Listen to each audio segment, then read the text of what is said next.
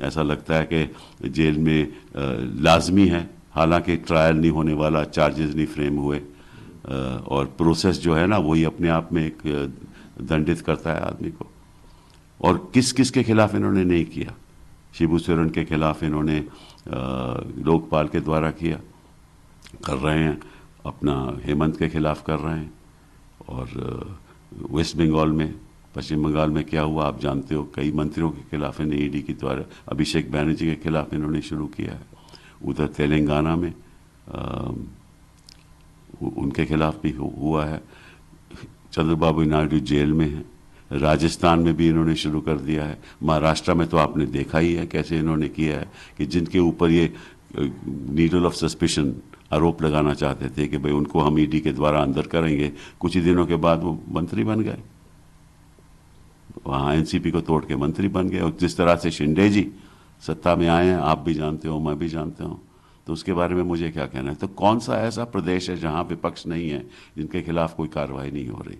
तो ऐसा है कि हिंदुस्तान दो हिस्सों में बटा हुआ है, जहाँ बीजेपी राज करती है या उनके दल राज करते हैं, उनके सहयोगी दल राज करते हैं, वहाँ तो ईडी जाती नहीं है, वहाँ तो ईडी के दरवाजे बंद हैं।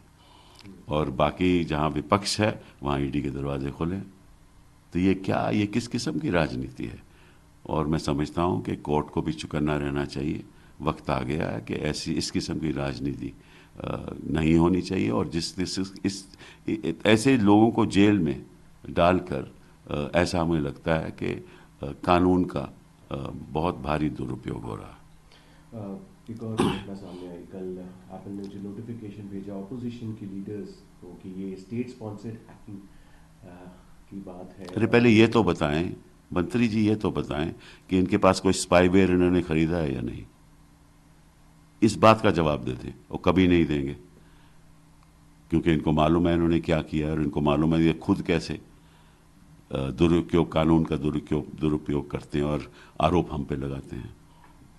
कंपल्सिव क्रिटिक्स बोला है ऑपोजिशन के लीडर्स को, और बोला है कि प्रूव तो हो रहा है बट कंपल्सिव क्रिटिक्स, मतलब कि कोई गलत कोई कुछ करे तो हमें कुछ आवाज़ नहीं उठानी चाहिए, क्योंकि वैष्णव जी वहाँ बैठे हुए हैं। अच्छा नहीं लगता कि हम वैष्णव जी के खिलाफ, सरकार के खिलाफ कुछ कहें, बुरा लगता है, इनको बुरा लगता है।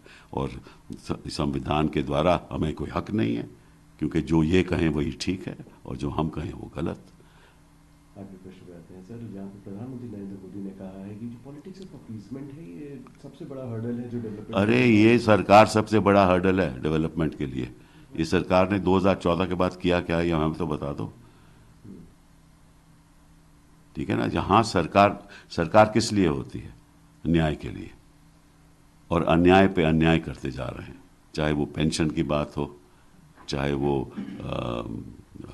कास्ट सेंसस की बात हो, और चाहे दुरुपयोग हो इस तरीका जैसे मैंने अभी बताया।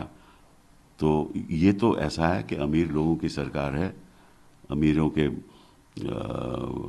पॉकेट में और पैसा डालते जा रहे हैं, और आम आदमी को क्या लेना देना है इस सरकार को।